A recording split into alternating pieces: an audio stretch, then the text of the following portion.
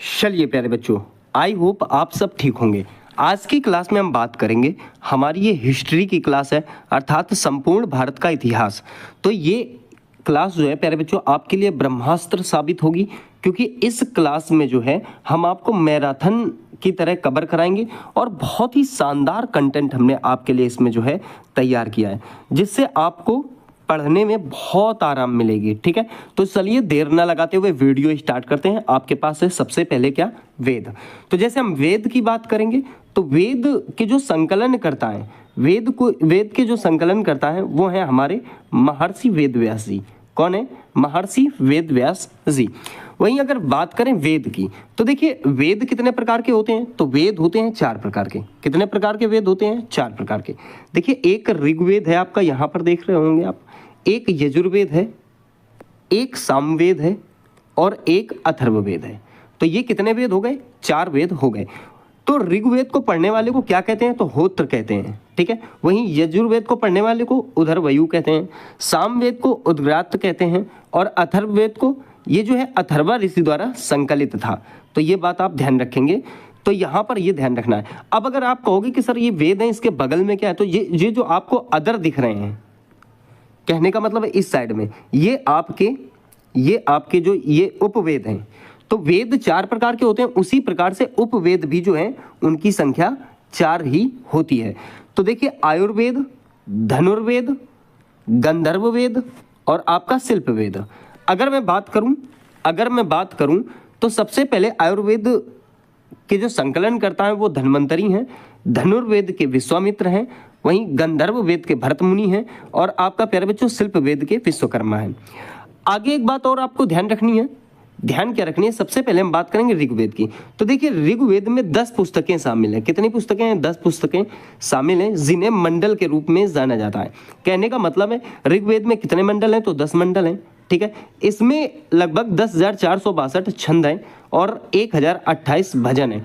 तो 10,462 ऋचाएं हो जाएंगी और 1028 सूक्तियां हो जाएंगी और 10 मंडल हो जाएंगे। ये बात आपको ध्यान रखनी है। ऋग्वेद का जो तीसरा मंडल है, उसमें गायत्री मंत्र है। कौन सा मंत्र है? गायत्री मंत्र है। और इस गायत्री मंत्र को ही क्या कहा जाता है? सावित्री मंत्र कहा जाता है। किसने इसकी रचना की है इस गायत्री मंत्र की? जो जानते होंगे आप, ओम भूर्भुवः स्वः तत्सवितुर्वरेण्यं भर्गो देवस्य धीमहि धियो यो न प्रचोदयात्। तो इसकी जो रचना की गई है वो विश्वामित्र के द्वारा की गई है। वहीं 10वें मंडल में जो है, 8वें मंडल में हस्तलिखित ऋचाओं को वर्णित किया गया है, जिसको खिल कहा जाता है। 10वां मंडल अगर मैं बताऊं तो 10वें मंडल में जो है पुरुष सूक्त की बातें कही गई हैं। पुरुष सूक्त जो है आपका, इसमें 4 वर्गों का विश्लेषण दिया गया है। वो जो आपके 4 मंडल हैं उसमें ब्राह्मण, क्षत्रिय, वैश्य, शूद्र हैं। तो ये बात आशा करता हूं आपकी समझ में आ गई होगी बढ़िया तरीके से। ठीक है, एक बात और ध्यान देना, ऋग्वेद में मैंने आपको बताया कि वेदों से संबंधित है। किससे संबंधित है? वेदों से संबंधित है। वहीं अगर हम बात करें यजुर्वेद की, किसकी बात करें? यजुर्वेद की। तो यजुर्वेद जो है प्यारे बच्चों, इसमें जो है गद्य और पद्य का संकलन है। ठीक है, गद्य और पद्य का संकलन है यजुर्वेद में। फिर मैं बताऊं सामवेद में, तो सामवेद जो है ये आपका संगीत से संबंधित है। किससे संबंधित है प्यारे बच्चों? संगीत से संबंधित है। अथर्ववेद ये आपका टोना टुटका से संबंधित है। इसमें टोना टुटका से संबंधित है, वशीकरण है, प्रेम विवाह है, औषधियां हैं, ये सारी चीजें इसके अंतर्गत कार्य करती हैं। ठीक है, तो वेद आपने समझा। आइए कुछ इंपॉर्टेंट फैक्ट समझते हैं। देखिए अगर बात करें तो पुराणों की संख्या कितनी है? तो 18 है। पुराणों की संख्या कितनी है? 18 है। पुराणों की रचना कब हुई थी? तो प्यारे बच्चों गुप्त काल में पुराणों की रचना की गई थी। सबसे प्राचीन पुराण कौन सा है? तो मत्स्य पुराण है। ठीक है, पुराणों के रचयिता कौन है? तो लोमहर्ष एवं उग्र श्रवा है। देखिए वेदों व वेदांगों की संख्या 4 एवं 6 है। वेद 4 हैं, वेदांग कितने हैं? 6 हैं। उपनिषदों की संख्या 108 है, लेकिन प्रमाणिक कितने हैं? तो 13 हैं। ये बात आपको ध्यान रखनी है। पुराणों का अध्ययन करने वाले प्रथम मुसलमान कौन थे? तो अल बरूनी थे। ठीक है, वहीं उपनिषद विषय वस्तु है तो दर्शन की विषय वस्तु है। ब्राह्मण शब्द जो है संबंधित है तो कर्म कांड से संबंधित है। गायत्री मंत्र कहाँ से लिया गया? तो ऋग्वेद से लिया गया। विश्वामित्र ने इसकी रचना की थी। ठीक है, मैंने बताया था आपको। स्मृति ग्रंथों में सबसे प्राचीन कौन है? तो मनु स्मृति है। पुस्तक मिताक्षरा के लेखक कौन है? तो विज्ञानेश्वर हैं। गायत्री मंत्र समर्पित है तो सूर्य देवता को समर्पित है। गोत्र शब्द कहाँ से मिलता है तो अथर्ववेद से मिलता है, ठीक है। भागवत धर्म के प्रवर्तक कौन है तो कृष्ण है। भक्ति आंदोलन का प्रारंभ कब से कहाँ से माना जाता है तो आप कहोगे अलवर संतों के द्वारा माना जाता है, ठीक है। सत्यमेव जयते कहाँ से लिया गया तो मुंडकोपनिषद से लिया गया है। महाभारत का अन्य नाम क्या है तो प्यारे बच्चों जय संहिता है, ठीक है। महाभारत रचना वेद व्यास के द्वारा की गई थी और इसका फारसी में जो अनुवाद किया गया है वो रज्मनामा के द्वारा किया गया है, ठीक है। तो ये बात आपको ध्यान रखनी है। आइए प्यारे बच्चों आगे बात करते हैं। हम आगे बात करेंगे सिंधु घाटी की सभ्यता में। किस में बात करेंगे तो सिंधु घाटी की सभ्यता में बात करेंगे। तो देखिए जैसे कि आप यहाँ पर देख पा रहे हैं सिंधु घाटी की सभ्यता, तो सिंधु घाटी की सभ्यता को ही हड़प्पा सभ्यता बोला जाता है। सन 2024 में इसका नाम बदल के सिंधु घाटी सरस्वती सभ्यता कर दिया गया है, मतलब सरस्वती जोड़ दिया गया है, ठीक है। देखिए रेडियो कार्बन C14 जैसे नवीन विश्लेषण पद्धति के द्वारा सिंधु सभ्यता की सर्वमान्य तिथि 2400 ईसा पूर्व से 1700 ईसा पूर्व मानी गई है, ठीक है। तो ये बात आपको ध्यान रखनी है। वहीं अगर बात करें सिंधु सभ्यता की खुदाई के बारे में तो जैसे कि आप देख रहे हो जो हमारा उत्तरी एरिया है, कौन सा एरिया है प्यारे बच्चों, उत्तरी एरिया, तो मांडा है, मांडा जो चिनाब नदी के किनारे बसा हुआ है। और कहाँ बसा हुआ है तो ये ध्यान रखना है आपको प्यारे बच्चों, जम्मू कश्मीर में। कौन सी नदी, चिनाब नदी, कहाँ तो जम्मू कश्मीर में, ठीक है। प्यारे बच्चों दक्षिणी की बात करें, दक्षिणी की बात करें तो दाइमाबाद है, ठीक है। दैमाबाद या दाइमाबाद कुछ भी बोल सकते हो। कहाँ तो महाराष्ट्र में। कौन सी नदी के तट पर तो प्रवरा नदी के तट पर बसा हुआ है। वहीं अगर बात करें तो गोदावरी की सहायक नदी है प्रवरा नदी, ये बात आप ध्यान रखेंगे। पूर्वी की बात करें प्यारे बच्चों, पूर्वी की तो याद रखना पूर्वी में आलमगीरपुर है, आलमगीरपुर या आपका प्यारे बच्चों मेरठ में पड़ता है। कहाँ पड़ता है, मेरठ में, उत्तर प्रदेश में, ठीक है।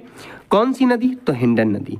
इधर अगर पश्चिमी की बात करें तो पश्चिमी में आपको ध्यान रखना है सुतकांगे डोर, ठीक है। कहाँ है तो ये पाकिस्तान में स्थित है। कहाँ है तो पाकिस्तान में, दास्क नदी के किनारे।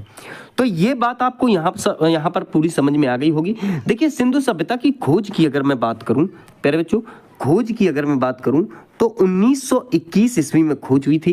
किसके द्वारा हुई थी तो आप याद रखेंगे राय बहादुर साहनी जी ने इसकी खोज की थी। किसने खोज की थी, राय बहादुर साहनी जी। हालांकि बात 1856 की अगर मैं करूं, 1856 में तो रेलवे ट्रैक पढ़ने के दौरान सर जॉन मार्शल के द्वारा कुछ अभिलेख प्राप्त हुए थे, कुछ पुराने अवशेष प्राप्त हुए थे, जिससे थोड़ा सा आइडिया लगाया था उन्होंने कि क्या यार ऐसा कुछ हो सकता है क्या। तो सर जॉन मार्शल 1856 में जब ये काम करा रहे थे तो उनको वहां पर थोड़ी सी कुछ चीजें मिली थी, ठीक है। चलिए बात करेंगे अगले पॉइंट में। तो अगले पॉइंट को थोड़ा सा समझिए। देखिए हड़प्पा सभ्यता के बारे में सबसे पहले जानकारी दी थी किसने, चार्ल्स मैसन ने 1826 ईस्वी में। तो प्यारे बच्चों मोहनजोदड़ो, देखिए मोहनजोदड़ो एवं हड़प्पा की पुरातात्विक खुदाई के प्रभारी कौन थे तो सर जॉन मार्शल थे। मैंने पीछे आपको बताया था। देखिए हड़प्पा की खोज किसने की थी तो दयाराम साहनी ने की थी, लेकिन मोहनजोदड़ो की खोज किसने की थी तो रखालदास बनर्जी ने की थी। एक बात और बताना चाहता हूं आपको कि मोहनजोदड़ो जो है इसी में एक स्नानागार प्राप्त हुआ था। क्या प्राप्त हुआ था, स्नानागार प्राप्त हुआ था, जैसे कि आप यहाँ पर देख पा रहे हैं। तो स्नानागार जो था ये सैंधव सभ्यता की सबसे बड़ी इमारत थी, ठीक है, जिसके मध्य में एक स्नान कुंड था। 11.88 मीटर इसकी लंबाई थी, 7.1 मीटर के समथिंग चौड़ाई थी और 2.43 मीटर इसकी गहराई थी, ठीक है। वहीं अग्निकुंड यज्ञ वेदी जो है लोथल एवं कालीबंगन से प्राप्त हुए हैं, ठीक है। अगर आगे बात करें तो देखिए हड़प्पा की सभ्यता जो थी वो कांस्य युगीन सभ्यता थी और सिंधु घाटी सभ्यता की जो लिपि थी वो प्यारे बच्चों भाव चित्रात्मक थी, ठीक है। मिस्र के राजा क्या कहलाते थे तो फराओ कहलाते थे। खरोष्टी लिपि लिखी जाती थी तो दाएं से बाएं लिखी जाती थी। आग की खोज किसने की थी तो मतलब किस समय हुई थी तो पूरा पाषाण काल में हुई थी। सबसे पहले पालतू कौन बनाया गया था तो कुत्ता जो है सबसे पहले पालतू जीव बनाया गया था। सिंधु घाटी सभ्यता आद्य ऐतिहासिक की सभ्यता थी। हड़प्पा किस नदी के तट पर है तो प्यारे बच्चों रावी नदी के तट पर स्थित है। सिंधु सभ्यता का प्रमुख बंदरगाह क्या है तो लोथल है। हड़प्पा के लोग अनभिज्ञ थे किससे तो लोहे से ये लोग अनभिज्ञ थे, ठीक है। हड़प्पा में मिट्टी के बर्तन पर जो रंग प्रयोग किया जाता था वो लाल रंग प्रयोग किया जाता था। मृदभांड चावल के दाने कहाँ से मिले हैं प्यारे बच्चों तो लोथल से प्राप्त हुए हैं, ठीक है। सिंधु सभ्यता के लोगों ने किसकी पूजा की? तो प्यारे बच्चों मातृ देवी की पूजा करते थे और उर्वरता की देवी मानकर ये धरती की भी पूजा किया करते थे। सेल खड़ी की मोहरें प्राप्त हुई थी। प्यारे बच्चों सिंधु घाटी के लोगों के जो है नगरों तथा घरों के विन्यास के लिए ग्रिड पद्धति का इन्होंने जो है प्रयोग किया था। ये बात आपको ध्यान रखनी है, ठीक है। क्वेश्चन अगर ये करता है कि जुते हुए खेत और नक्काशीदार ईंटें कहां से प्राप्त हुई? तो कालीबंगन से प्राप्त हुई थी, ठीक है। चलिए अगला ये बात करेंगे प्यारे बच्चों बौद्ध धर्म के बारे में। किसके बारे में? बौद्ध धर्म के बारे में हम यहां पर चर्चा करेंगे। तो देखिए बुद्ध जन्मे थे, कहने का मतलब है लुम्बिनी में इनका जन्म 563 ईस्वी पूर्व हुआ था, ठीक है। वहीं अगर बात करें तो कपिल वस्तु के लुम्बिनी कह सकते हो आप, ठीक है। इनके पिता का नाम शुद्धोधन था, माता प्यारे बच्चों इनकी माया देवी थी। इनके जन्म के 7वें दिन उनकी मृत्यु हो गई थी और जब मृत्यु हो जाती तो इनका पालन पोषण इनकी मौसी जो थी या फिर सौतेली माँ कह सकते हो प्रजापति गौतमी ने किया था। इनके बचपन का नाम क्या था? तो सिद्धार्थ था। 16 वर्ष की अवस्था में इन्होंने जो है यशोधरा नाम की एक युवती से विवाह कर लिया था और पुत्र का नाम प्यारे बच्चों राहुल था। इनके जीवन के 4 दस बहुत अनमोल हैं, बूढ़ा व्यक्ति, बीमार व्यक्ति, 100 और एक सन्यासी। तो ये चीजें आपको इनके बारे में ध्यान रखनी है। बात करें अगर इनकी मृत्यु की तो कुशीनगर में हुई थी 483 ईस्वी पूर्व। बुद्ध की मृत्यु की जो घटना है उसे हम महापरिनिर्वाण के नाम से जानते हैं। बुद्ध के गुरु कौन थे? प्रथम तो अलार कलाम जो है इनके पहले गुरु थे। और अगर बात करें तो जैसे अलार कलाम के बाद इन्होंने किससे शिक्षा ली? तो याद रखेंगे प्यारे बच्चों रुद्रक रामपुत्र, ठीक है। क्या याद रखोगे? रुद्रक रामपुत्र से इन्होंने शिक्षा ली थी, जिससे उन्होंने उनसे योग का ज्ञान प्राप्त किया था, ठीक है, याद रखना। आगे बात करें तो बुद्ध द्वारा ग्रह त्याग की घटना महाभिनिष्क्रमण कहलाई। बुद्ध का प्रथम प्रवचन जो है वो धर्मचक्र प्रवर्तन कहलाया था। बुद्ध ने सर्वप्रथम उपदेश कहाँ दिया था प्यारे बच्चों? तो सारनाथ में दिया था। बुद्ध ने उपदेश दिया था तो पाली भाषा में दिया था। बुद्ध ने सर्वाधिक उपदेश कहाँ दिए? तो श्रावस्ती में दिए थे। इनके त्रिरत्न क्या थे? तो बुद्ध धम्म संघ, ठीक है, ये इनके त्रिरत्न थे। वहीं बात करें तो बौद्ध धर्म ग्रहण करने वाली पहली महिला कौन थी? तो प्रजापति गौतमी थी। बुद्ध के पूर्व जन्म पर आधारित कथा कौन सी थी? जातक थी। बौद्ध धर्म का प्रमुख ग्रंथ कौन सा है? पिटक। पिटक जो है 3 प्रकार का है, ठीक है। बौद्ध धर्म की पूजा स्थल कौन सी है? तो चैत्य मंडप जो है उसके पूजा स्थल को कहा जाता है। बुद्ध चरित्र के लेखक कौन थे? तो अश्वघोष थे। अजीवक पंथ का प्रवर्तक कौन था? तो मक्खली गोसाल था। तो आशा करता हूं ये वाला पॉइंट भी आपकी समझ में आ गया होगा। तो चलिए प्यारे बच्चों बात करेंगे यहां पर अब हम जैन धर्म की। किसकी बात करेंगे? जैन धर्म की। जैन धर्म पे चर्चा करेंगे। तो देखिए जैन धर्म के प्रथम तीर्थंकर कौन थे? तो ऋषभदेव थे। कौन थे प्यारे बच्चों? ऋषभदेव प्रथम आपने समझ लिए। जैन धर्म के अंतिम 24वें तीर्थंकर कौन थे? तो महावीर स्वामी।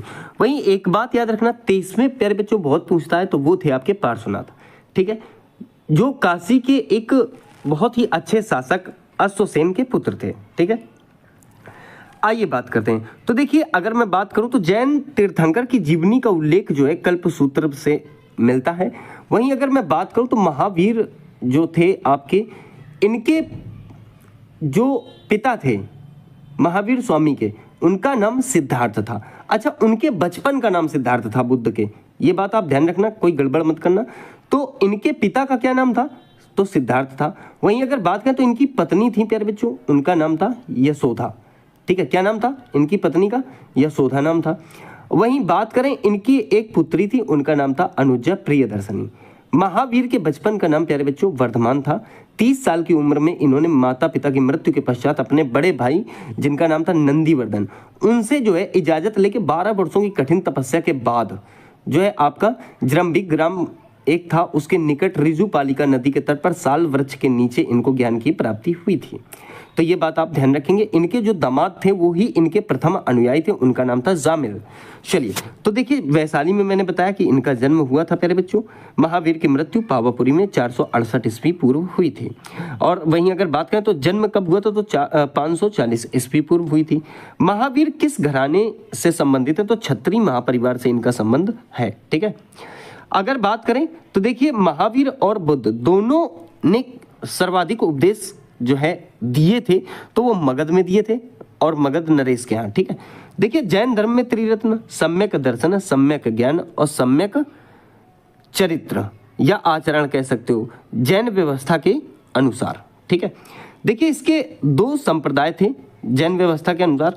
कितने संप्रदाय थे? दो संप्रदाय थे प्यारे बच्चों, एक दिगंबर और एक श्वेतंबर। श्वेतंबर जो थे वो श्वेत वस्त्र पहनते थे और जो दिगंबर थे वो नग्न अवस्था में रहते थे। मौखिक रूप से भगवान महावीर के प्रत्यक्ष उपदेश को 12 मुख्य ग्रंथों में संकलित किया गया है। उसे जो है अंग बाह्य आगम कहा गया है या अंग आगम के बाहर कहा गया है, ठीक है। ये ग्रंथ अंग आगम के विस्तार हैं। वहीं अगर बात करें तो इन्हें श्रुत केवलिन द्वारा संकलित किया गया है। और किस भाषा में प्यारे बच्चों? तो प्राकृत भाषा में लिखे गए हैं, ठीक है। किस में लिखे गए हैं? तो प्राकृत भाषा में लिखे गए हैं। जैन धर्म के दो संप्रदाय जो थे प्यारे बच्चों, श्वेतांबर और दिगंबर, ये मैं पीछे आपको बता चुका हूँ। जैन धर्म का चरम लक्ष्य क्या था? तो मोक्ष की प्राप्ति करना, ठीक है। ये ईश्वर की मान्यता नहीं मानते थे, ठीक है। महावीर स्वामी की पुत्री का नाम अनुज्ञा प्रियदर्शिनी था प्यारे बच्चों, पीछे मैंने बताया था आपको, ठीक है। तो ये बात याद रखना। इनकी जो भिक्षुड़ी थी उनका नाम प्यारे बच्चों आपका चंदना था। क्या नाम था? चंदना था। ये बात आप ध्यान रखेंगे, बहुत ही इंपॉर्टेंट पॉइंट थे, ठीक है। तो आइए बात करेंगे थोड़ी सी मगध साम्राज्य में। किसमें? मगध साम्राज्य। देखिए मगध की राजधानी गिरिव्रज या राजगृह थी, ठीक है। 16 महाजनपदों की सूची उपलब्ध है। किसमें? तो अंगुत्तर निकाय से जो है हमें 16 महाजनपदों का जो है वो मिलता है, ठीक है। शिशुनाग वंश का संस्थापक कौन था? तो शिशुनाग थे। पाटलिपुत्र की स्थापना किसने की थी? तो उदयन ने की थी। पाटलिपुत्र कहाँ बसा हुआ है प्यारे बच्चों? तो गंगा सोन के संगम पर बसा हुआ है। हर्यक वंश का संस्थापक कौन था? तो बिंबिसार को माना जाता है। अमित्र घात के रूप में किसे जाना जाता है? तो बिंदुसार को जाना जाता है। जनपद अवंती की राजधानी कौन थी? तो उज्जैन थी। नंद वंश का अंतिम शासक प्यारे बच्चों घनानंद था। भारत पर सर्वप्रथम आक्रमण किसने किया? तो ईरानियों ने किया था। भारत पर आक्रमण 326 ईस्वी पूर्व करने वाला पहला विदेशी शासक कौन था? सिकंदर था, ठीक है, जो मकदूनिया का शासक था। सिकंदर और पोरस के बीच युद्ध जो हुआ था उसे क्या कहते हैं? तो चाहे आप हेडेस्पीच का युद्ध बोल दो, चाहे वितस्ता का युद्ध बोल दो, चाहे झेलम का युद्ध बोल दो। सिकंदर के गुरु जो थे अरस्तु थे और पिता का नाम फिलिप था, ठीक है। सिकंदर की मृत्यु की बात करें तो 323 ईस्वी पूर्व बेबीलोन में हो गई थी। चलिए प्यारे बच्चों आगे बात करेंगे मौर्य वंश की। किसकी? मौर्य वंश की। तो मौर्य वंश के संस्थापक कौन थे? तो चंद्रगुप्त मौर्य थे। वहीं मौर्य वंश की जानकारी किससे मिलती है? तो विष्णु पुराण से मिलती है। ये बात आप ध्यान रखेंगे। सुदर्शन झील का निर्माण किसने करवाया? तो चंद्रगुप्त मौर्य ने करवाया था। चंद्रगुप्त अनुयायी किस धर्म के थे? तो जैन धर्म के अनुयायी थे। चंद्रगुप्त मौर्य के गुरु एवं महामंत्री कौन थे प्यारे बच्चों? तो चाणक्य थे। भारत का मैकियावेली किसे कहा जाता है? तो चाणक्य को कहा जाता है। चाणक्य जो रचना जो है अर्थशास्त्र, वो किससे संबंधित है? तो वो प्रशासन के लिए संबंधित है। उसमें प्रशासन का वर्णन किया गया है जो अर्थशास्त्र है, ठीक है। आगे देखिए चंद्रगुप्त ने जैन धर्म की शिक्षा किससे ली थी? तो भद्रबाहु से ली थी। चंद्रगुप्त मौर्य के दरबार में आने वाला प्रसिद्ध जो है यूनानी था वो मेगास्थनीज था। और इस मेगास्थनीज ने जो है आपके इंडिका पुस्तक की रचना की थी, ठीक है। शिलालेख का प्रचलन जो है प्रारंभ किया गया वो अशोक के द्वारा प्रारंभ करवाया गया था। अशोक ने धर्म को कब स्वीकार किया था? तो कलिंग युद्ध में जो भीषण नरसंहार हुआ था तो उसके बाद जो है इन्होंने धम्म स्वीकार कर लिया था। सांची का स्तूप किसने बनवाया था? तो आप कहोगे अशोक ने। श्रीनगर की स्थापना अशोक के द्वारा करवाई गई थी। अशोक के अभिलेखों की खोज 1750 ईस्वी में सर्वप्रथम टी फैंतलर द्वारा की गई थी। और अशोक के अभिलेखों को अगर किसने पढ़ा था? तो जेम्स प्रिंसेप ने 1837 ईस्वी को पढ़ा था।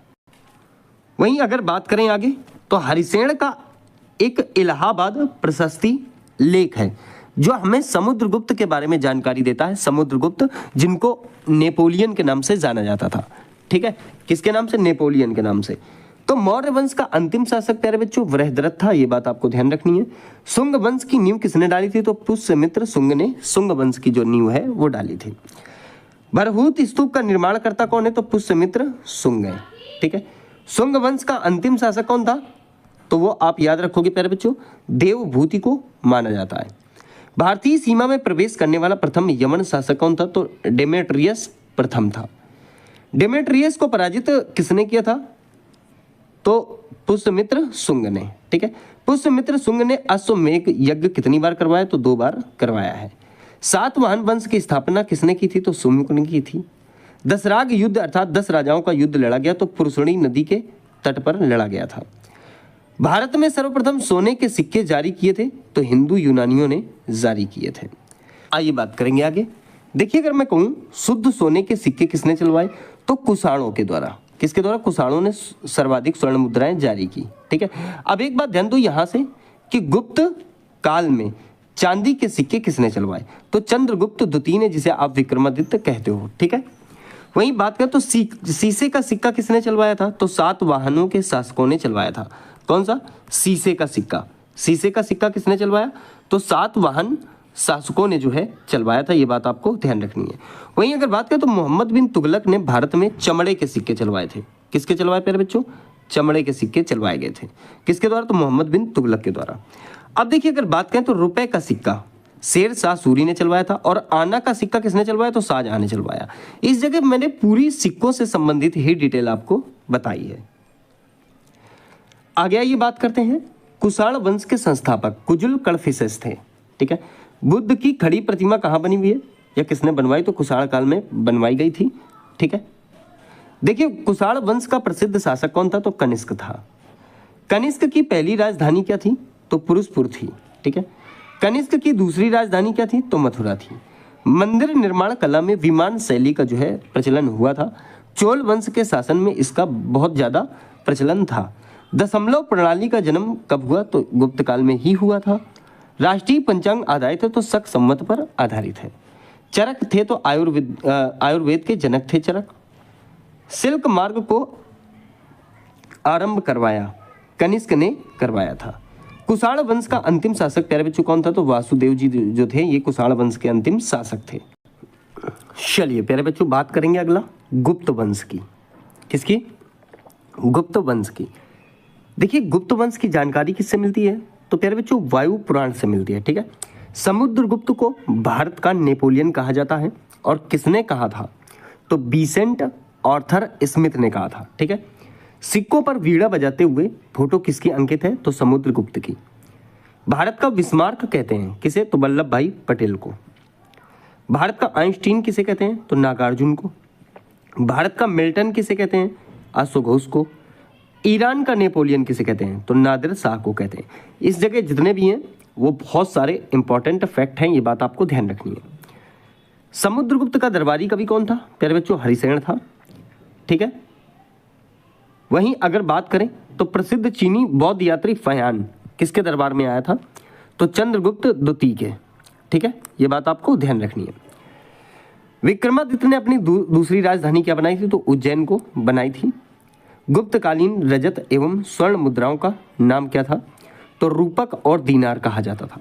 रजत को क्या कहा जाता है? रूपक, और जो है आपका स्वर्ण को दीनार कहा जाता था।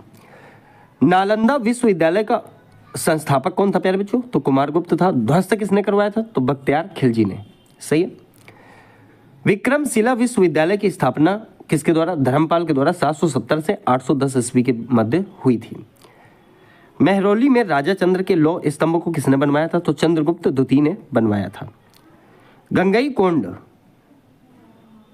किसको कहा जाता था? तो राजेंद्र प्रथम को। ठीक है, भारतीय इतिहास का स्वर्ण युग किसे कहते थे? गुप्त काल को कहते थे प्यारे बच्चों। और वहां की जो राजकीय भाषा थी वो संस्कृत थी। ठीक है, गुप्त वंश का अंतिम शासक कौन है?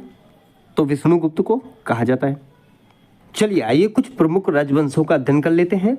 देखिए वर्धन साम्राज्य, तो प्यारे बच्चों एक बात समझिए, चाहे वर्धन साम्राज्य आ जाए और चाहे पुष्यभूति वंश आ जाए, दोनों एक ही बात है। इसका संस्थापक कौन था? तो पुष्यभूति ही थे। ठीक है, देखिए पुष्यभूति वंश के संस्थापक पुष्यभूति थे। इसकी राजधानी थानेश्वर, हरियाणा प्रांत के कुरुक्षेत्र जिले में स्थित वर्धमान थानेश्वर स्थान था। ठीक है, प्रभाकर वर्धन एक थे। इस वंश की स्वतंत्रता का जन्मदाता थे तथा प्रथम प्रभावशाली शासक थे। और इसी वंश में शशांक आता है। शशांक जो था वो शैव धर्म का अनुयायी था और उसको जो है बोधि वृक्ष काटने के लिए जाना जाता है। ठीक है, अब देखिए बात करेंगे हर्षवर्धन ने अपनी राजधानी थानेश्वर से स्थापित किया था। कहाँ? तो कन्नौज। स्थापित का मतलब स्थानांतरित किया था। ठीक है, भूमि देने की सामंती प्रथा को किसने प्रारंभ किया? तो हर्षवर्धन ने प्रारंभ किया। चीनी यात्री ह्वेनसांग किसके शासनकाल में आया? तो हर्षवर्धन के शासनकाल में ही आया था। ह्वेनसांग द्वारा लिखित पुस्तक सीयू की है, ठीक है। यात्रियों में राजकुमार किसे कहा जाता है? तो ह्वेनसांग को ही कहा जाता है। नीति का पंडित और शाक्य मुनि ह्वेनसांग को ही कहा जाता है। हर्षवर्धन का दरबारी कौन था? तो बाणभट्ट था, हर्षचरित के लेखक थे। पुलिकेशन द्वितीय ने हर्षवर्धन को 634 ईस्वी में पराजित किया। कहा? तो नर्मदा नदी के तट पर। आगे अगर कहूं तो हर्षवर्धन प्रत्येक 5 वर्ष बाद धार्मिक सम्मेलन करवाता था। कहा? तो प्रयागराज में। पल्लव वंश का संस्थापक कौन था? तो सिंह विष्णु को कहा जाता है। पल्लवों की राजधानी कांचीपुरम तमिलनाडु में स्थित है। नटराज की मूर्तियां कहाँ हैं? तो चोल काल की नटराज की मूर्तियां जो हैं किस काल की हैं? तो आप कहोगे चोल काल की हैं, ठीक है, चोल वंश की। बात अगर प्यारे बच्चों में थोड़ी सी चोल वंश की करूं तो देखिए 9वीं शताब्दी में चोल वंश जो है पल्लवों के ध्वंसावशेषों पर स्थापित हुआ। कहने का मतलब जब पल्लव समाप्त हो जाते हैं। इस वंश के संस्थापक कौन थे? तो विजयालय थे। कौन थे? विजयालय, जिसकी राजधानी तंजौर या तंजावुर थी। तंजावुर का वास्तुकार कौन था? तो कुंजर मल्लन राज पेरुबच्चन थे, ठीक है। विजयालय ने नरकेसरी की उपाधि धारण की थी, ये आपको ध्यान रखना है, ठीक है, बहुत इंपॉर्टेंट पॉइंट है। सही। राज फर्स्ट शैव धर्म का अनुयायी था। इसने तंजौर में राजराजेश्वर मंदिर बनवाया था, ठीक है। आइए आगे पॉइंट समझते हैं। राष्ट्रकूट वंश का संस्थापक कौन था? तो दंते दुर्ग को माना जाता है। और राष्ट्रकूट वंश की राजधानी मान्यखेत थी। चालुक्यों की राजधानी प्यारे बच्चों वातापी थी। कल्याणी के चालुक्य वंश की स्थापना तैलप द्वितीय ने की थी। चोल वंश का अंतिम शासक कौन था? तो राजेंद्र था, ठीक है। भारत में प्रथम बार सैनिक शासन व्यवहार में किसके द्वारा लाया गया? तो ग्रीकों के द्वारा लाया गया। नौ सैनिक शक्ति के लिए कौन प्रसिद्ध था? तो चोल प्रसिद्ध थे। स्थानीय स्वशासन विशेषता किस समय की थी? तो चोल वंश की थी। होयसल वंश की राजधानी क्या थी? तो द्वार समुद्रम थी, ठीक है। हुड़ों का आक्रमण स्कंदगुप्त के समय में हुआ था। हुड़ों का प्रथम शासक कौन था? तो तोरमाण था। सैयद वंश का संस्थापक कौन था प्यारे बच्चों? खिजर खां था। सैयद वंश का अंतिम शासक कौन था? तो अलाउद्दीन आलम शाह था। संगम युग जो है इसका महान शासक कौन था? तो करिकाल संगम था, ठीक है। प्रथम एवं तृतीय संगम मदुरई में हुआ था।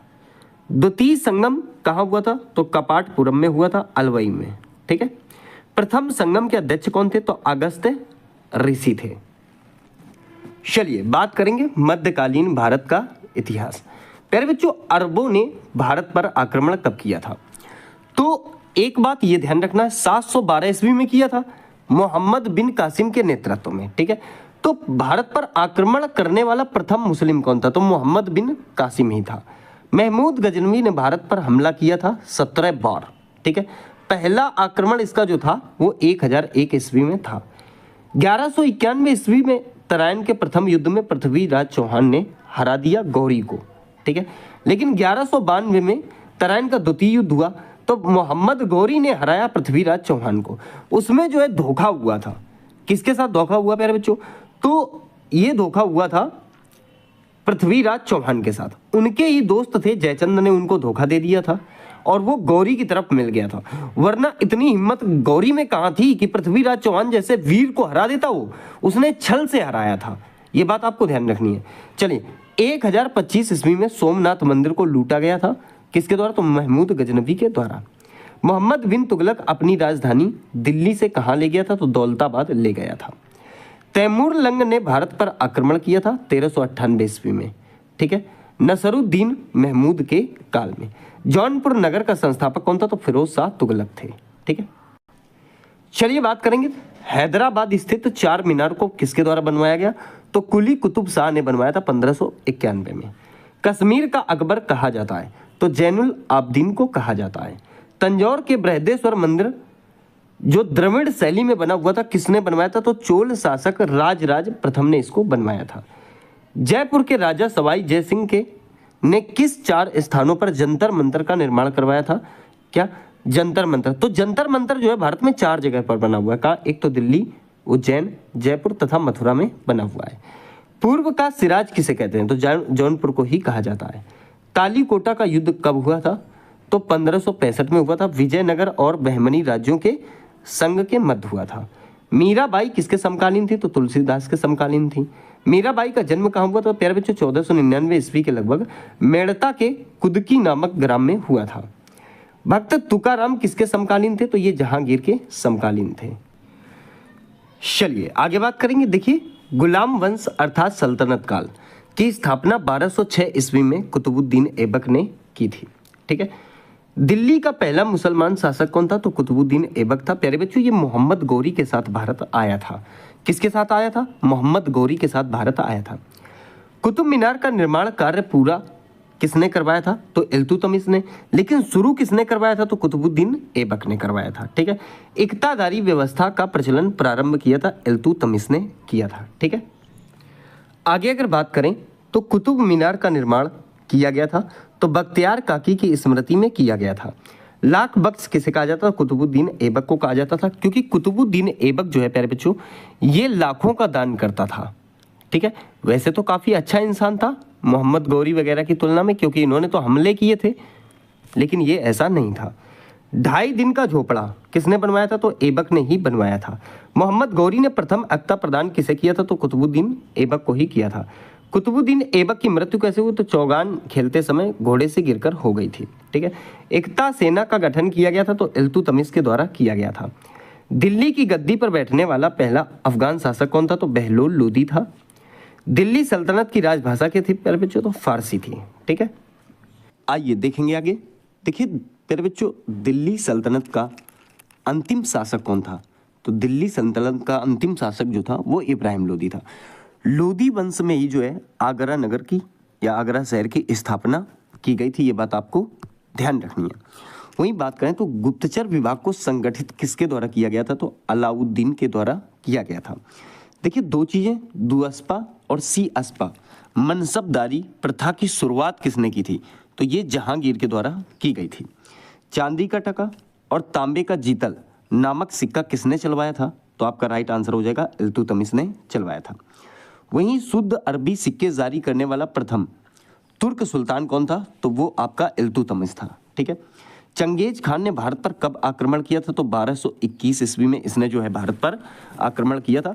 वहीं अगर शासन पूछता है कि आक्रमण जब इसने किया था तो शासन कौन था? तो इल्तुतमिश के शासन में इसने जो है भारत में आक्रमण किया था। देखिए, कुतुबुद्दीन ऐबक का मकबरा कहाँ है? तो लाहौर में बना हुआ है। ठीक है। मोहम्मद बिन तुगलक का मूल नाम क्या था? तो जूना खां था। ठीक है। सनकी अर्थात पागल सुल्तान किसे कहा जाता था? मोहम्मद बिन तुगलक को ही कहा जाता था। भारत में सर्वप्रथम सांकेतिक मुद्रा का प्रचलन किसके द्वारा किया गया था? तो मोहम्मद बिन तुगलक के द्वारा किया गया था। देखिए, इब्न बतूता मोरक्को यात्री भारत कब आया था? तो मोहम्मद बिन तुगलक के शासन में ही आया था।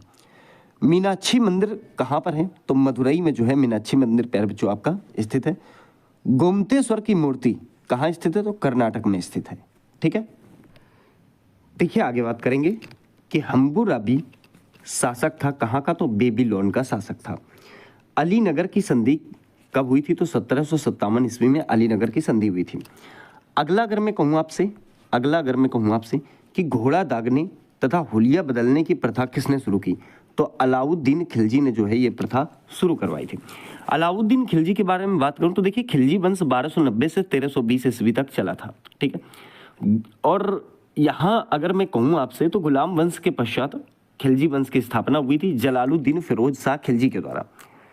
रक्त और लौह की नीति को त्याग कर शासन के उदार नीति का अनुसरण करने वाला दिल्ली का प्रथम सुल्तान कौन था? तो जलालुद्दीन ही था। ठीक है। जलालुद्दीन फिरोज खिलजी, ये बात आपको ध्यान रखना है। अगर मैं कहूँ तो कड़ा मानिकपुर में जलालुद्दीन की हत्या कर दी गई थी अलाउद्दीन खिलजी के द्वारा। अलाउद्दीन खिलजी के बचपन के नाम की अगर बात करूं प्यारे बच्चों, अगर इसके बचपन की नाम बात करूं तो इसके जो बचपन का नाम था वो अली गुरसस्प था। और जलालुद्दीन की हत्या के पश्चात अलाउद्दीन खिलजी ने जो है अपना राज्याभिषेक करवाया था बलवन के लाल महल में। तो ये बात आपको याद रखनी है। राज्याभिषेक के तुरंत बाद इसने खुद को सिकंदर एसानी और द्वितीय सिकंदर की उपाधि धारण की थी। ठीक है। ये बात आपको ध्यान रखना। अलाउद्दीन का सेनापति था, उसका क्या नाम था? तो मलिक काफूर था। गुजरात विजय के दौरान नुसरत खां द्वारा 1000 दिनार में इसे खरीदा गया था।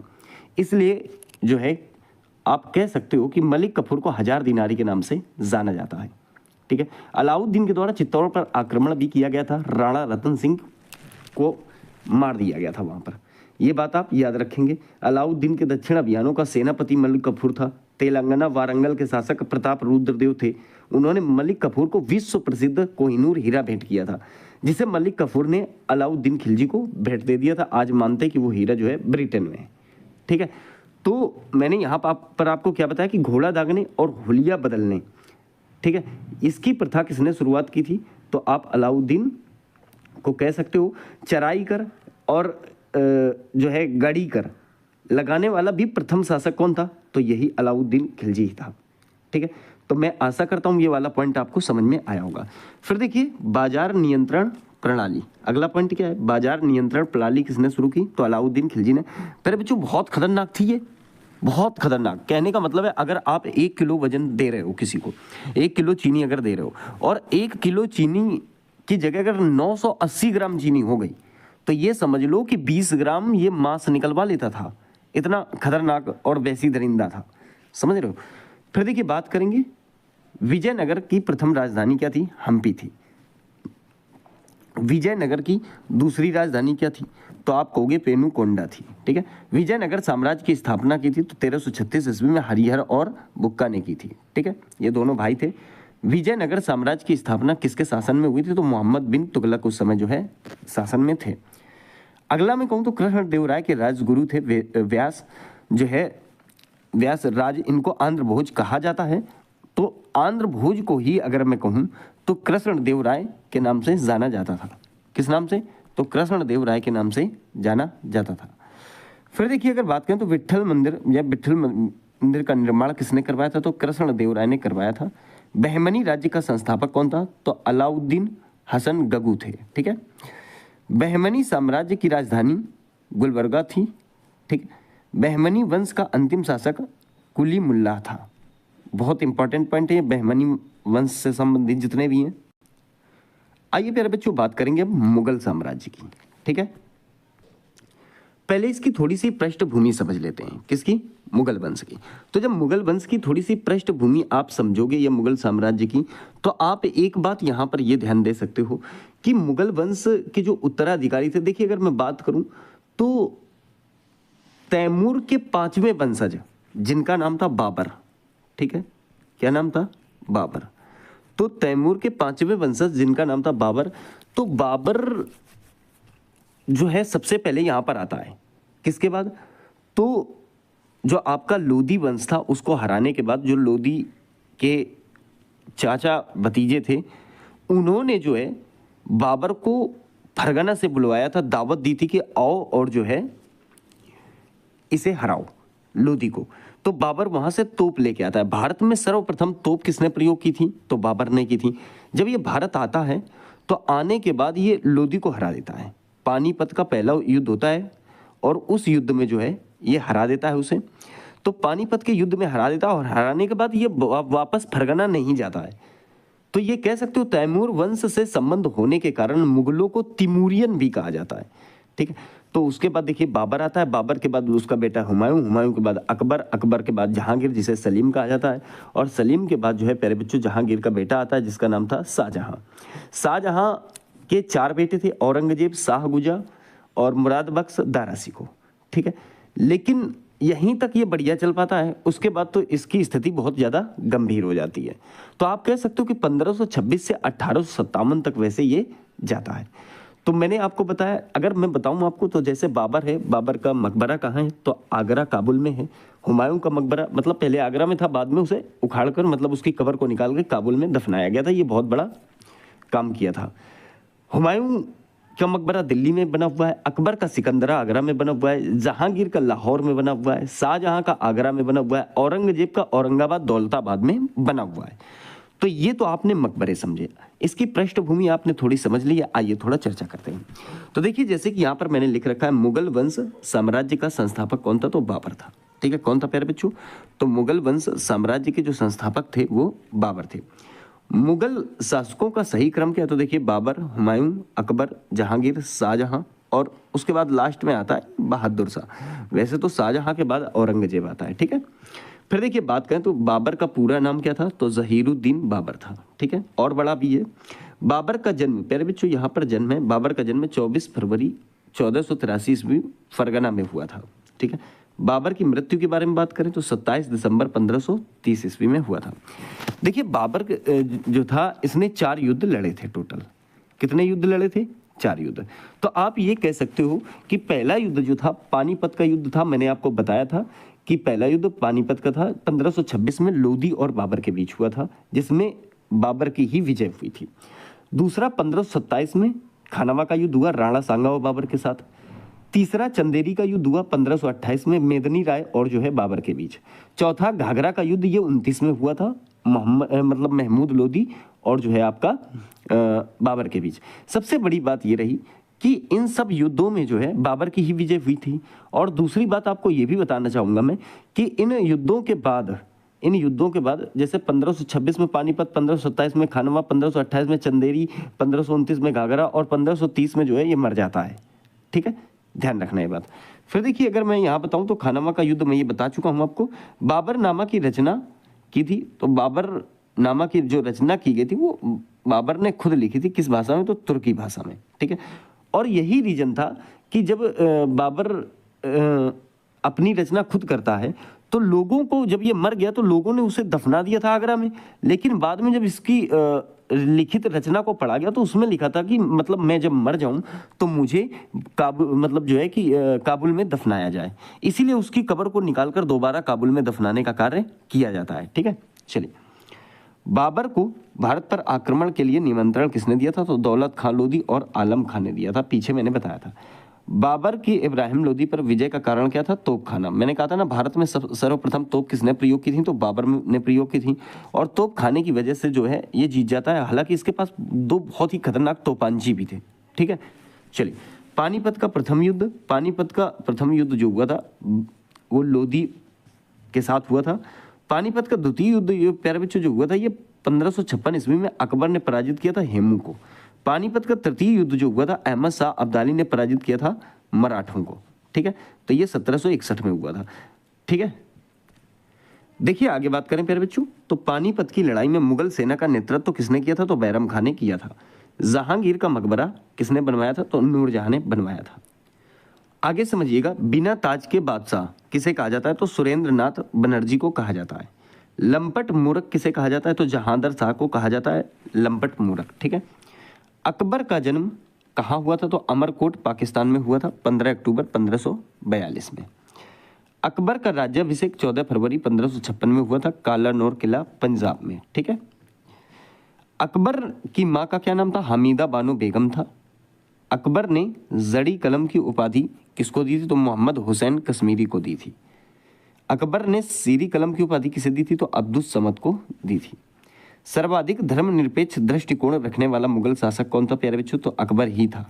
ठीक है, अकबर के दरबार में आने वाला पहला अंग्रेज कौन था? तो रॉल्फ फिच थे। हल्दी घाटी का युद्ध 18 जून 1576 किसके बीच हुआ? तो अकबर और महाराणा प्रताप के बीच हुआ था। अकबर को कहाँ दफनाया गया था? तो मैंने आपको बताया था कि अकबर को जो है सिकंदरा में दफनाया गया था। ठीक है, कहाँ? सिकंदरा में। प्यारे बच्चों सिकंदरा जो है ये आगरा के उसमें ही आता है। ठीक है, अकबर का संरक्षक कौन था? बैरम खां था, क्योंकि ये बहुत कम उम्र में जो है राज्याभिषेक करवा लेता है। मुगल काल के राज की भाषा प्यारे बच्चों क्या थी? तो फारसी थी। ये बात आपको ध्यान रखनी है। चलिए आगे बात करते हैं। देखिए फतेहपुर सीकरी के बुलंद दरवाजे को बनवाया था किसने? तो अकबर ने 1572 ईस्वी में गुजरात विजय के उपलक्ष्य में बनवाया था। अब यहाँ एक बात ध्यान रखना, बुलंद दरवाजा, मैंने क्या कहा? बुलंद दरवाजा किसने बनवाया था? तो आप कहोगे कि अकबर ने बनवाया था। ठीक है, कहाँ बना हुआ है? तो फतेहपुर सीकरी में। अगर मैं कहूँ, देखिए आपसे अगर मैं ये कहता हूँ अकबरी महल कहाँ बना हुआ है? तो आगरा में बना हुआ है। जहांगीरी महल कहाँ बना हुआ है? तो वो फतेहपुर सीकरी में बना हुआ है। देखिए जहांगीरी महल अलग है और जहांगीर महल अलग है। अगर जहांगीरी महल बोलता है तो फतेहपुर सीकरी में लगाना है, अकबर ने ही बनवाया था। और जहांगीर महल बोलता है तो वो आप आगरा लगाओगे। ठीक है, अकबरी महल भी आप आगरा लगाओगे, आगरा का किला भी आप आगरा लगाओगे। अगर मैं बताऊं, जैसे कि मैंने यहाँ पर आपको बताया फतेहपुर सीकरी, क्या बताया प्यारे बच्चों? फतेहपुर सीकरी। अगर मैं फतेहपुर सीकरी की बात करूं तो देखिए दीवान ए आम बना हुआ है, दीवान ए खास बना हुआ है, पंच महल बना हुआ है, हवा महल बना हुआ है, मरियम महल बना हुआ है, जामा मस्जिद बनी हुई है, और वहीं अगर मैं बात करूं तो तुर्की सुल्तान का जो है महल भी बना हुआ है, तो बुलंद दरवाजा भी देखो वहां बना हुआ है। तो ये इतनी सारी चीजें जो मैंने आपको बताई वहां पर बनी हुई हैं। वहीं अगर मैं बात करूं आगरा की तो देखिए दीवान एक खास एक आगरा में भी बना हुआ है, दीवान ए आम आगरा में भी बना हुआ है, शीश महल आगरा में भी बना हुआ है, ठीक है, नगीना मस्जिद आगरा में है, जामा मस्जिद आगरा में, मच्छी भवन आगरा में, ठीक है, लाल किला दिल्ली में है, मोती मस्जिद कहाँ है तो आगरा में है, जहानाबाद दिल्ली में है, जामा मस्जिद दिल्ली में है। तो इस प्रकार से ये सारी चीजें मैंने आपको यहाँ पर क्लियर कर दी हैं। चलिए देखिए अकबर ने क्या लिखा है प्यारे बच्चों, अकबर ने चित्तौड़ पर विजय कब प्राप्त की तो 1567 ईस्वी में प्राप्त की थी। सिरे अकबर के लेखक कौन थे तो दारा सिकोह जो है प्यारे बच्चों सिरे अकबर के लेखक थे। तुलसीदास समकालीन थे किसके तो अकबर के, ठीक है। अकबर ने दास प्रथा का अंत किया कब तो 1562 में। सिर्फ यही नहीं कि अकबर ने 1565 में दास प्रथा का अंत किया था, अकबर को हरमदल से मुक्ति कब मिली तो 1562 में।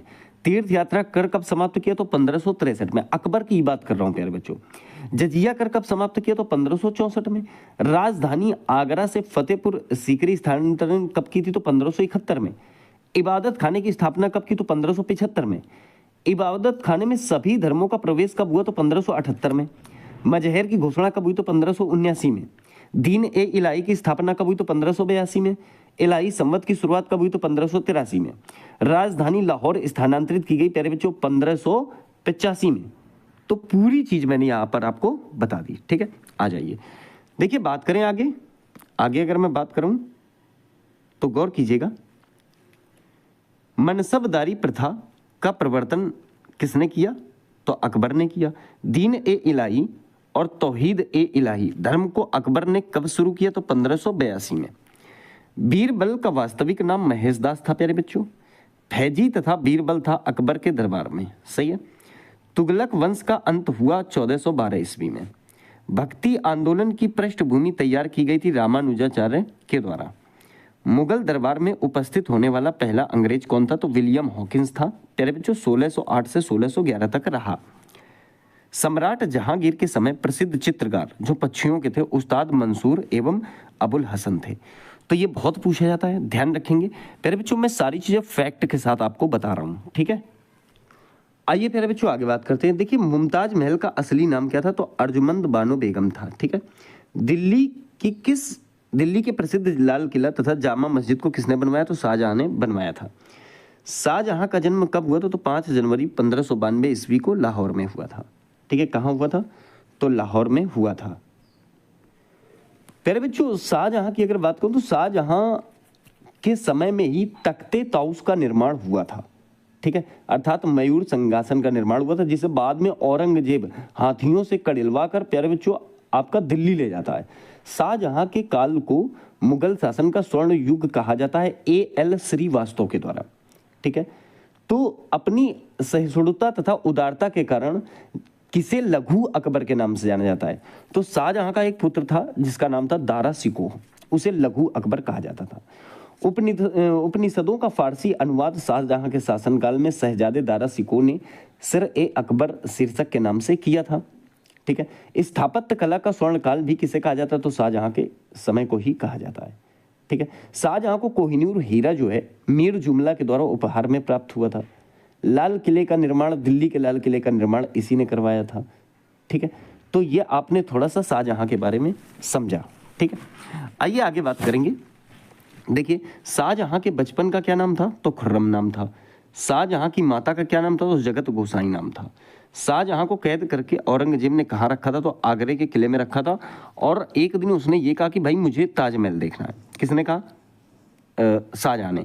तो इसने ताजमहल नहीं दिखवाया लाल किले से, ठीक है, ताजमहल नहीं दिखवाया और उसी किले को थोड़ा तोड़वाकर उसमें शीशा लगा दिया, बोला यहीं से देखो, पास से नहीं दिखवाया, ठीक है। आगरे के लाल किले में जामा मस्जिद का निर्माण किसने करवाया तो जहां आरा बेगम ने करवाया था। दिल्ली के लाल किले में मोती मस्जिद का निर्माण किसने करवाया तो औरंगजेब ने करवाया था। तानसेन का मकबरा कहाँ है प्यारे बच्चों तो ग्वालियर में है। तानसेन के प्रारंभिक गुरु कौन थे तो मोहम्मद गौस थे, ठीक है। हुमायूंनामा के रचनाकार गुलबदन बेगम थी। औरंगजेब द्वारा चलाए गए जिहाद का अर्थ क्या था, तो याद रखना दारुल इस्लामी था। अयोध्या स्थित बाबरी मस्जिद का निर्माण कराया गया था, तो मीर बाकी ने करवाया था प्यारे बच्चों। किसने करवाया था? मीर बाकी ने करवाया था, बाबर का एक सेना नायक था। ठीक है, आइए आगे बात करते हैं। देखिए, फतेहपुर सीकरी स्थित पंचमहल को बनवाया था तो अकबर ने बनवाया था। बाबरनामा का फारसी में अनुवाद अब्दुल रहीम खान ए खाना ने किया था। हुमायूं का पूरा नाम क्या था? तो हुमायूं का पूरा नाम नसरुद्दीन हुमायूं था। बात हुमायूं की हुई है प्यारे बच्चों, एक बात समझना, हुमायूं के बारे में मैं आपको एक बात बताना चाहता हूँ। ठीक है, देखिए हुमायूं के बारे में मैं ये बताना चाहता हूँ कि स्वर्ण सिक्का जारी करने वाला प्रथम मुगल शासक कौन था। ठीक है, कौन सा? तो स्वर्ण सिक्का जारी करने वाला प्रथम मुगल शासक कौन था? तो हुमायूं था।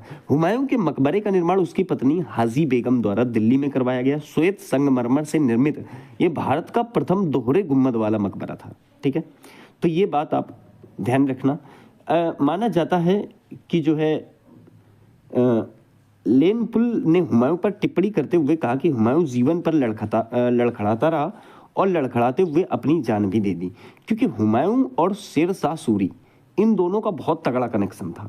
ठीक है, शेर शाह सूरी और हुमायूं के बीच कभी बनी नहीं थी। कई बार शेर शाह सूरी ने इसे भगाया, भगाने के बाद बीच में शासन भी इसने छीन लिया था। शेर शाह सूरी के बचपन का नाम फरीद था और शेर शाह सूरी को शेर खान की उपाधि बहार खान लोहानी ने दी थी। शेर शाह के शासन में भू राजस्व की वसूली की निगरानी करने वाले अधिकारियों को मुंसिफ अथवा आमिल कहा जाता था। कन्नौज के युद्ध में हुमायूं को पराजित कर दिल्ली का शासक कौन बना था? तो शेर शाह सूरी बना था। कन्नौज का युद्ध जो था प्यारे बच्चों, वो बहुत ही भयावह युद्ध था, खासकर किसके लिए? तो हुमायूं के लिए।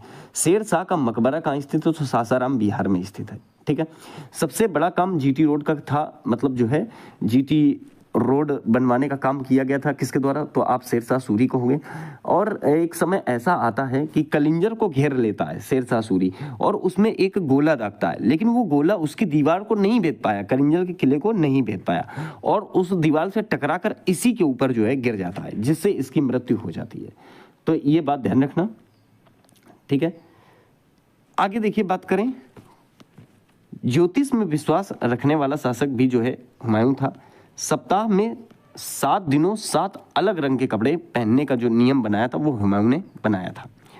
25 जून 1539 में चौसा का युद्ध में शेर खान अर्थात शेर शाह सूरी को हुमायूं ने पराजित कर दिया था। ठीक है, हुमायूं का मकबरा का निर्माण जो हुआ था अकबर की सौतेली माँ हाजी बेगम के देखरेख में हुआ था।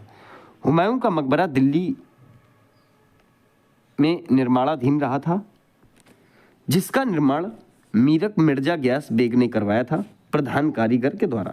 ठीक है, जहांगीर का मकबरा कहाँ स्थित है? तो शाहदरा में स्थित है। जहांगीर के बचपन का नाम प्यारे बच्चों सलीम था। देखिए, अगर मैं आगे बात करूं तो जहांगीर की पत्नी नूरजहां थी, उनका ही नाम जो है मेहरुन्निसा था। ठीक है, जहांगीर से विवाह के पश्चात नूरजहां ने नूरजहां गुट का निर्माण करवाया और इसमें जो प्रमुख सदस्य थे वो शहजादा खुर्रम को बनाया गया था। उसके बाद उनकी माँ असमत बेगम, फिर एतमादुद्दौला, फिर मिर्जा गयास बेग, फिर आसफ खां, इस प्रकार से जो है वो प्रभाव में 1627 तक लगभग रहा था। मुगल चित्रकला किस शासक के काल में अपनी पराकाष्ठा पर थी? तो जहांगीर के शासनकाल में ही थी। द्विअस्पा एवं सिंह अस्पा प्रथा जो है जहांगीर ने शुरू करवाई थी। तो ये बात आपको ध्यान रखना। ईस्ट इंडिया कंपनी ने जहांगीर के दरबार में सबसे पहले किसे भेजा? तो विलियम हॉकिंस को भेजा और जहांगीर ने ही विलियम हॉकिंस को जो है इंग्लिश खान की उपाधि से नवाजा था। ठीक है, तो ये बात आपको ध्यान रखनी है। देखिए, न्याय की जंजीर जहांगीर द्वारा स्थापित की गई। ठीक है, मयूर सिंहासन में हीरा लगा था किसका? तो कोहिनूर का। मयूर सिंहासन पर बैठने वाला अंतिम मुगल शासक कौन था? तो मोहम्मद शाह था। ठीक है, मयूर सिंहासन किसके द्वारा बनाया गया था? तो बादल खां के द्वारा बनाया गया था। चलिए प्यारे बच्चों, बात करेंगे आगे हम औरंगजेब की। किसकी बात करेंगे? औरंगजेब की। तो औरंगजेब के बारे में अगर मैं चर्चा करूं तो आपको ये बताना चाहता हूं। देखिए, औरंगजेब जो था वो शाहजहां और मुमताज का बेटा था, लेकिन शाहजहां से औरंगजेब की और औरंगजेब की शाहजहां से बिल्कुल नहीं बनती थी। चलो, शाहजहां की तो थोड़ी बहुत बनती भी थी, लेकिन औरंगजेब जो है शाहजहां से बहुत नफरत करता था। ठीक है, देखिए, अगर मैं बात करूं तो दिलरास बानो बेगम, कौन? तो दिलरास बानो बेगम जिनका नाम रबिया बीबी था के साथ इनका निकाह हुआ था। किसका? औरंगजेब का। गुरु हरकिशन के बेटे गुरु तेग बहादुर ने औरंगजेब की नीतियों का विरोध किया था। कहने का मतलब है ये जिंदा पीर था। कौन था? जिंदा पीर था। प्यारे बच्चों, मैं अगर बताऊं तो आगरे पर इन्होंने कब्जा कर लिया था। आगरा पर सिंहासन किसका था? तो इनके जो पिता थे, शाहजहां का सिंहासन था। इन्होंने अपने पिता को मारने के लिए भरसक प्रयास किए, बहुत ज़्यादा प्रयास किए, लेकिन इन्होंने कम से कम माना जाता है कि 6-7 बार तो जहर भेजा उनको पीने के लिए, लेकिन वो दूसरे लोगों ने पी लिया वहाँ जो शासन में थे और उनकी मृत्यु हो गई। औरंगजेब के जो गुरु थे उनका नाम मीर मोहम्मद हकीम था। औरंगजेब सुन्नी धर्म को मानता था, ठीक है, जिंदा पीर कहा जाता था। ये बात आप ध्यान रखेंगे। इसी ने 1679 में जजिया कर लगा दिया था, ठीक है। जजिया कर अकबर ने समाप्त किया था। देखिए, जजिया कर एक गैर मुस्लिमों से लिया जाने वाला कर था, किंतु ब्राह्मण, संत, वृद्ध, निर्धन, पागल, अल्पवयस्क व स्त्रियों से ये नहीं लिया जाता था। भारत में सर्वप्रथम मीर कासिम ने 712 ईस्वी में सिंध विजय के बाद जजिया की वसूली प्रारंभ की। फिरोज तुगलक ने ब्राह्मणों से भी जजिया कर वसूल लिया। मुगल काल में बाबर एवं हुमायूं के काल में जजिया प्रचलित था, किंतु अकबर ने 1564 में इसे बंद कर दिया। औरंगजेब आए 1679 ईस्वी में मारवाड़ में जजिया कर की वसूली के आदेश दे दिए। उसके बाद राज्य के अन्य भागों में वसूला जाने लगा। जजिया की अंतिम रूप से समाप्ति मोहम्मद शाह के शासन में हुई। कब? तो 1720 ईस्वी में। औरंगजेब ने बीबी का मकबरा का निर्माण औरंगाबाद महाराष्ट्र में करवाया। ये बात आपको ध्यान रखनी है, ठीक है। 1686 ईस्वी में बीजापुर एवं 1687 में गोलकुंडा को औरंगजेब ने मुगल साम्राज्य में मिलाने का कार्य भी जो है किया था। तो ये बात आप इसके बारे में थोड़ा सा ध्यान रखेंगे। अगर मैं बात करूं आगे तो देखिए, इसके अपने भाइयों से जब इसको शासन में बैठना था तो अपने भाइयों से इसको 4 युद्ध करने पड़े थे। यहाँ 3 दिखे हैं, 4 युद्ध इसे करने पड़े थे। देखिए, सबसे पहले बहादुरगढ़ का युद्ध, ठीक है, यह बहादुरपुर युद्ध 1658 में दारा और उसके भाई शाह गुजा के साथ हुआ। घरमट का युद्ध, ठीक है, 15 अप्रैल 1658 में दारा को औरंगजेब ने हरा दिया, ठीक है। सामूगढ़ का युद्ध, ये आपका प्यारे बच्चों 24 मई 1658 में दारा को औरंगजेब ने हरा दिया। जितने युद्ध हुए इनके भाइयों के साथ, सब में औरंगजेब जीता था। औरंगजेब को वीणा बजाने का बहुत ही ज़्यादा शौक था। वीणा बजाते हुए इसने जो है सिक्कों को भी चलवाया था, ठीक है। दिल्ली के लाल किले में मोती मस्जिद, लाहौर की बादशाही मस्जिद का भी निर्माण इन्होंने करवाया था। बहादुर शाह प्रथम महान मुगल सम्राट औरंगजेब का ज्येष्ठ पुत्र था। कहने का मतलब है इनके बाद जो है बहादुर शाह प्रथम जो है साम्राज्य चलाते हैं। फर्रुख सियर को घृणित कायर भी कहा जाता था, ठीक है। मोहम्मद शाह, इसे सुंदर युवतियों के प्रति रुझान होने के कारण इसे रंगीला बादशाह कहा जाता था। देखिए, मयूर सिंहासन की बात करें तो मयूर सिंहासन में बैठने वाला अंतिम मुगल शासक जो था प्यारे बच्चों, वो मोहम्मद शाह था।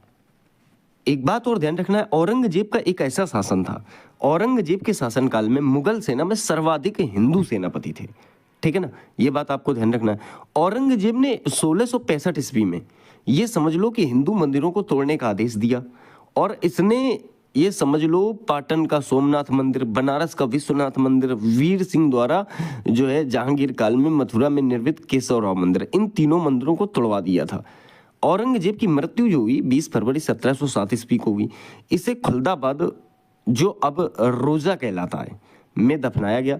औरंगजेब के समय सूबों की संख्या जो थी वो 20 मानी जाती है। फ्रांसीसी यात्री फ्रांकोइस वार्नियर औरंगजेब के चिकित्सक भी थे। तो मैं ये कह सकता हूँ कि देखिए, औरंगजेब तक ही जो है मुगल शासन एक अच्छा और बढ़िया शासन चला था। उसके बाद जो है औरंगजेब समाप्त हो गया था। मतलब औरंगजेब की मृत्यु के बाद जो है ये मुगल शासन का जो है एक न्यू वो समाप्त हो गई थी। फिर तो ये नाम मात्र का ही रह गया था, ऐसे ही चल रहा था, कोई इतनी वो नहीं थी इसमें ज़्यादा कि मतलब दबाव बनाया जा सके। और इन मुगलों की कमी की वजह से ही जो है भारत में अंग्रेजों का कब्जा भी हो गया और यहाँ पर अंग्रेजों ने जो है राज किया, ठीक है। मुगल कालीन मुहरों के बारे में बताऊं तो मुगल काल का सर्वाधिक प्रचलित सोने का सिक्का था, ठीक है। इलाई, ये सोने का गोल आकार का सिक्का था, ठीक है ना। संसब की बात करें तो अकबर द्वारा चलाया गया सबसे बड़ा सोने का सिक्का था, 101 तोले का था, आप ये समझ लो संसब। रहस्य की बात करें तो ये गोल एवं चौकोर दोनों तरह के सोने का सिक्का था। ये 5.5 तोले का था। अतमाह 25 तोले के सोने के सिक्कों को कहा जाता था। विनसात प्यारे बच्चों 20 तोले के सोने के सिक्कों को कहा जाता था। रुपया चांदी का सिक्के को कहा जाता था। जलाली ये चांदी के सिक्के को कहा जाता था। अकबर का जो काल था उसमें 29 ऐसे मनसबदार थे जो 5000 जात के पदवी के थे। ठीक है, औरंगजेब के शासनकाल तक ऐसे मनसबदारों की संख्या 79 हो गई थी। तो ये बात आपको ध्यान रखनी है। देखिए, मनसबदारों के अलावा खुद मुगल शाहजहां भी फुटकर घुड़सवार करते थे, ठीक है, रखते थे, जिन्हें अहदी कहा जाता था। अहदियों को भद्र घुड़सवार कहा गया है और उनके वेतन दूसरे घुड़सवारों से काफ़ी ज़्यादा हुआ करते थे। ये बहुत ही विश्वस्त सैन्य दल के सदस्य होते थे ताकि युद्ध वगैरह में ये अच्छा खासा नेतृत्व कर सकें। ये बात ध्यान रखना। अगर मुगल सेना में 4 भागों की बात करूं, जैसे कि एक पैदल सेना होती थी लड़ाई फड़ाई के लिए, ठीक है, पैदल सेना होती थी, एक घुड़सवार सेना होती थी, एक तोपखानची होते थे, एक हाथी सेना होते थे। तो इन्होंने 4 गुटों में जो है युद्ध की रणनीति को फैला रखा था। ठीक है, लेन देन के लिए बात करें तो तांबे के दाम का प्रयोग होता था। रुपया में 40 दाम होते थे। ये बात आप ध्यान रखेंगे। सबसे अगर बात करें तो सर्वाधिक इनका जो हिसाब किताब था, कपड़े का उद्योग था, ददनी प्रथा का प्रचलन था। ठीक है, तो ये चीज़ें आपको ध्यान रखनी है। अफीम मुख्यतः मालवा एवं बिहार में भी उगाई जाती थी। अफीम भी जो है उस समय बहुत अच्छा खासा मात्रा में होता था। ठीक है, चलिए, तो आशा करता हूँ ये वाली बात आपकी समझ में आ गई।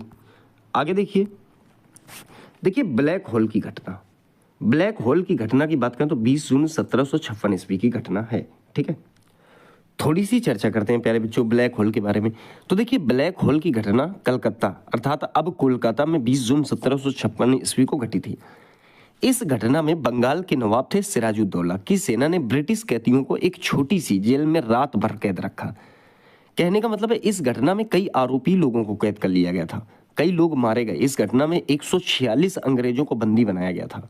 ठीक है, और इनमें से मुख्य था हॉलवेल नाम का एक ऑफिसर। माना जाता है कि जब उसको खोला गया बंदी बनाने के बाद तो उसमें 23 ही बच पाए थे। ये बहुत बड़ी रणनीति थी, आप ये समझ लो। ठीक है, बाकी सब मर गए। एक छोटा सा कमरा था, उसमें ऑक्सीजन जाने की भी जगह नहीं थी। ठीक है, अगला आ जाइए प्यारे बच्चों। देखिए, अगला बात करें प्लासी का युद्ध। तो प्लासी का युद्ध 23 जून 1757 ईस्वी को हुआ। यह युद्ध बंगाल के नवाब सिराजुद्दौला और उनके फ्रांसीसी सहयोगियों के बीच ब्रिटिश ईस्ट इंडिया कंपनी के सेनाओं के मध्य हुआ था। अगर ब्रिटिश की तरफ से बात करें तो उसका नेतृत्व जो किया गया था वो रॉबर्ट क्लाइव के द्वारा किया गया था। इस युद्ध में नवाब सिराजुद्दौला के सेनापति मीर जाफर ने धोखाधड़ी की थी। ठीक है, और उन्होंने दल बदल कर लिया। इस युद्ध में मीर जाफर जो है बंगाल का नवाब बना। इस युद्ध में अंग्रेजी प्रतिद्वंदियों फ्रांसीसी को बाहर कर दिया गया। इस युद्ध ने भारत में ब्रिटिश शासन की शुरुआत करने का एक बहुत ही बड़ा जो है एक कह सकते हैं कि उनके लिए एक टारगेट कंप्लीट होने वाला काम था। ठीक है, प्लासी जो था प्यारे बच्चों ये भागीरथी नदी के किनारे था, जो वर्तमान में पश्चिम बंगाल में नादिये जिले के मुर्शिदाबाद के अंतर्गत आता है। ठीक है, आ जाइए आगे। अकबर सेकंड अंग्रेजों के संरक्षण में बनने वाला प्रथम बादशाह था। ठीक है, अकबर द्वितीय या सेकंड ने ही राजा राम मोहन राय को राजा की उपाधि से नवाजा था। करनाल का युद्ध प्यारे बच्चों, तो देखिए करनाल का युद्ध जो था वो 15 मार्च 1739 ईस्वी को हुआ था। करनाल का युद्ध जो है कुछ जगह आपको 24 फरवरी भी देखने को मिलेगा। ठीक है, 24 फरवरी 1739 ये मुगल सम्राट मोहम्मद शाह और फारस के शासक नादिर शाह के बीच हुआ था। इस युद्ध में जो है माना जाता है कि नादिर शाह विजयी हुआ।